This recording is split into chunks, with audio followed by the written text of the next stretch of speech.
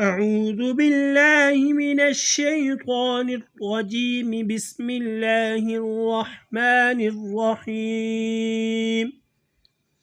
ثم أنتم هؤلاء تقتلون أنفسكم وتخرجون فريقا منكم من ديارهم تظاهرون عليهم بالإثم والعدوان وإن يأتوكم أسارى تفادوهم وهو محرم عليكم إخراجهم أفتؤمنون ببعض الكتاب وتكفرون ببعض فما جزاء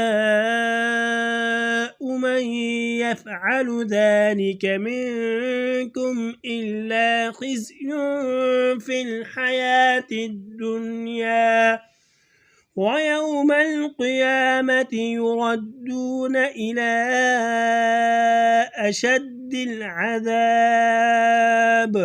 وما الله بغافل عما تعملون.